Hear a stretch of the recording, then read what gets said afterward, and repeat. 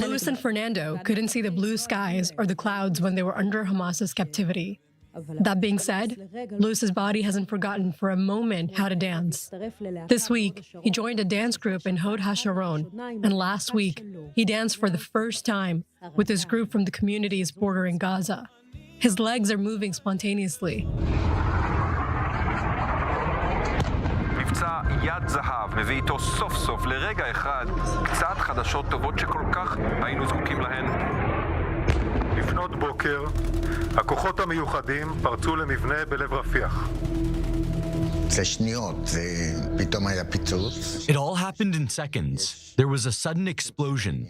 The first thing we thought was that the IDF had shelled the building, and I rolled off the mattress I was sleeping on to get closer to the terrorists. All of a sudden, I heard someone say, "Luis, over here, over here."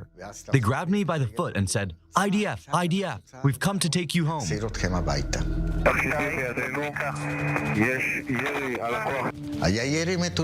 We were being fired at from all sides, so they protected us with their bodies.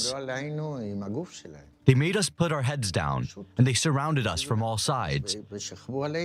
Because it was crazy. I've never seen anything like it, even in the movies.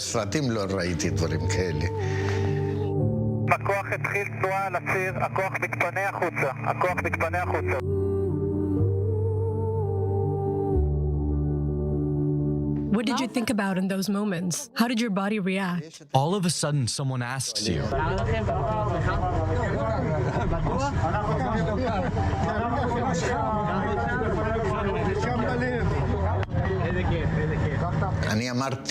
I asked the soldier next to me if he was sure we weren't in a movie. I had to pinch myself to believe it, that this wasn't one of my dreams. At what point did you realize that was it, that Gaza is behind you, and you were going to get your old life back? Got my life back yet. I don't know where I am yet. And it's gonna take some time, that's the truth.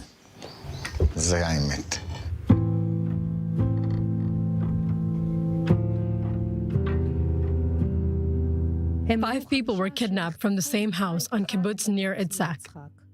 Clara, her partner Luis Har, her brother Fernando, her sister Gabriela Lambert, and Gabriela's daughter Mia with her dog Bella. They were taken in a white van to Rafah and walked through a tunnel for 5 hours. From there, they went to an apartment, then to another, in which they stayed the whole time in a small, dark room. It was from here that the women were released after 53 days of captivity.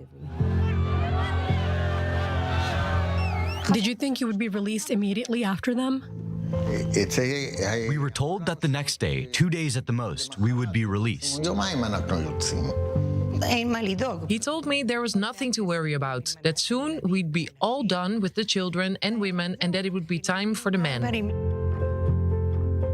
In a day or 2 or 3, you'll be picking me up, bring a pair of pants and a long-sleeved sweater. And that's that.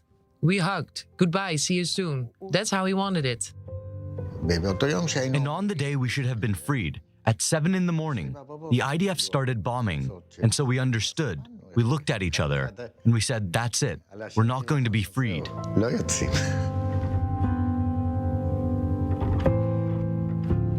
How did the days go by? Slowly, very, very slowly. Every morning, when we woke up, we said to ourselves what day it was, what day of the week, how long we'd been in captivity, how long it had been since the girls had returned. As for the time, we relied on what little sunlight we could see filtering through the window. So to pass the time, we told stories. I know Fernando better than anyone, because I've never spent so much time with anyone else. The 2 of us alone for 129 days. Sometimes we were quarreled for fun. We even made fun of ourselves. He said he will do cleaning, and I'd say, why do you clean the same spoon twice? That's how I do it, so that the time passes. I feel good. Well, good for him. I made the mess and he cleaned. Each of us made sure the other didn't break down. Very often, I was bothered by the fact that my right eye, when I cried, but he would say to me, "It's nothing, you've been thinking about your grandchildren. That's it." אבל הוא היה אומר, כן, חשבת על הנכדים שלך. כן. In the little room, there were sofas, mattresses, and a rug, and a coffee table. No television or radio. They were totally cut off from the world. There's one pita a day, sometimes an onion or a tomato. We always did something to keep ourselves alive, staying silent, talking in a low voice, or always something according to the situation. The families know absolutely nothing. It's even harder for them than it is for those who are there. And it's terrible.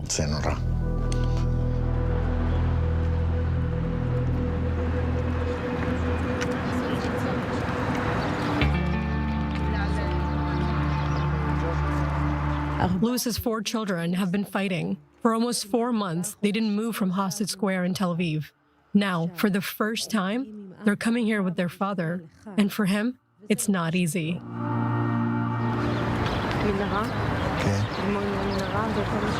Yes, I'm not going into the tunnel. I don't want to go inside, no way. I'm not going in there again. I've had enough. Guns in the front, guns in the back. And the stress, not knowing where you're going. I never thought I'd get out.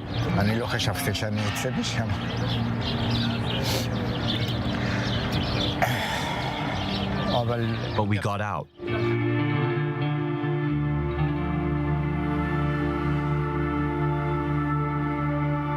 Even though me and my mother and my aunt returned, and there are a lot of people who have returned, it is still important to fight for the people who are still there. My uncle and my aunt's life partner are still there, and we miss them every day, and it feels wrong being here without them. It is so important that we bring back everybody. As much as I am happy to be back, we're still not done.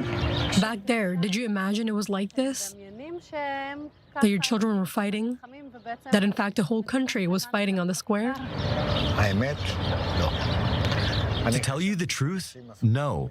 I thought people were busy with the war, preoccupied with themselves, and that all the people here are stressed by what's going on all around. I even quarreled with Fernando about it. He said, there must be some kind of organization that shows them what to do, who to contact, where to hold demonstrations, etc. I replied, do you think we're that important? They were always scaring us, telling us that if the drone spots us, Netanyahu will hear about it, and he'll send a plane to bomb us. That in fact, what Netanyahu wants is to kill all the hostages so that there can be no deal. They've tried to make us believe that every time there's been a slip-up, like the 3 people killed by our soldiers and all. They made a point of telling us all about it, that the IDF, as if it was Netanyahu who had sent people to kill them. We didn't believe most of what they said, but it's all psychological warfare, and in the end, it eventually gets to you. Every time we hear a plane in the sky, it takes us back there. We don't know where it's heading. The noise lets us know it's moving away. Phew, it's gone. But over there, what we were waiting for was to know which way the bomb was going, so that it didn't mistakenly fall on us. And sometimes, window glass actually shattered. At times like that, you really hold your breath.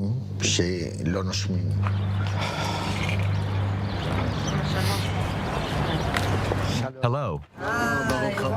איזה מרגש, איזה מרגש לראות אותך. אנחנו שמחים, יותר משמחים לראות אותך. מאוד מאוד. מתי אתה חוזר לעשות פיצות? עוד לא חזרתי הביתה. זה אני. איזה יופי שאתה פה. תודה. איזה יופי. איך שחילצו אותנו והביאו אותנו בחזרה זה עוד יותר. יותר מסרט, לא? אני אמרתי לאחד החיילים, שאלתי אותו, תגיד לי, אתה בטוח שאנחנו לא בתוך סרט? סרט, אה? ומה הוא אמר לי? שהוא לא בטוח. לא, לואיס, הוא אמר לי, באנו לקחת אתכן הביתה. אמר לך. עוד מעט אתם עם המשפחות. זה היה... חלום. זה היה משהו גדול. כיף לראות אותך. תודה. שלום. אנחנו איתכם. תודה.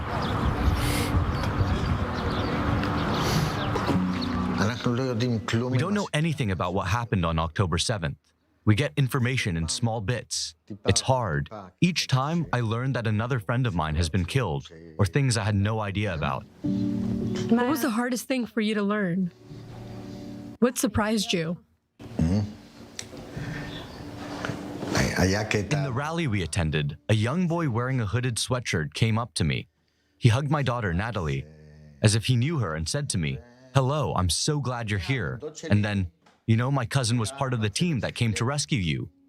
I was very happy and I said to him, "That's good, tell him that." And he replied, "He was killed last week."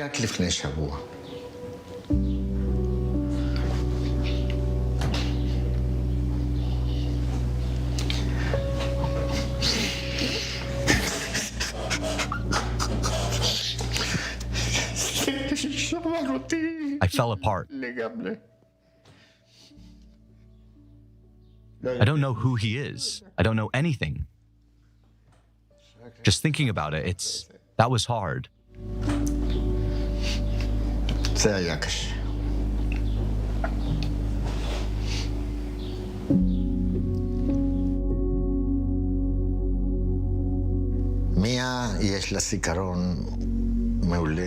Mia has a very good memory. And I think she imprinted everything. And that helped in finding the place, where we were and everything else.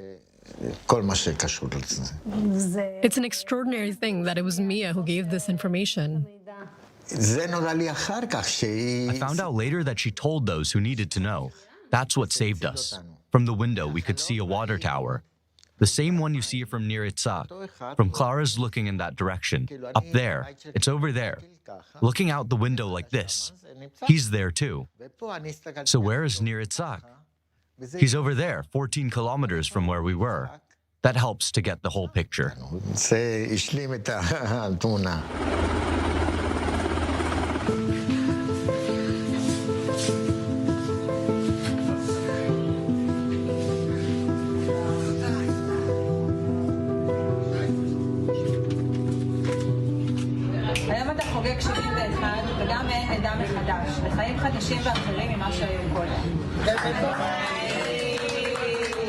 Before this, Louis was a full-time accountant.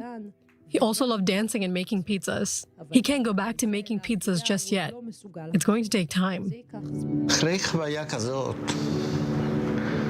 After an experience like that, you don't come out the same man. First, because of the media.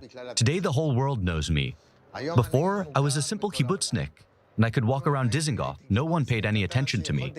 And rightly so. And today, if I set foot outside, do you know what it is like? I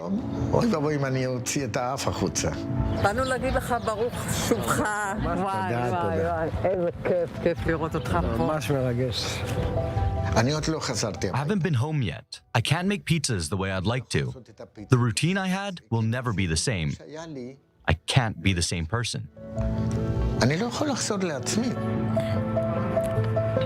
Between tests and treatments, he's joined the fight for return of the hostages. And he knows that every second counts. Does he get emotional more easily? Yes, he's definitely more emotional. He gets more emotional, without a doubt. I try not to, but the drops are running. It's my eyes that's doing its thing, you see? The eye is crying, not him. The eye. Yes. How lucky, Clara. Wow. Just to think that we were so fortunate to have the whole family together, all 5 of us. It's not something to take for granted, and I still feel everyone else's pain. I will never forget that I want them all back. We all do. We really do.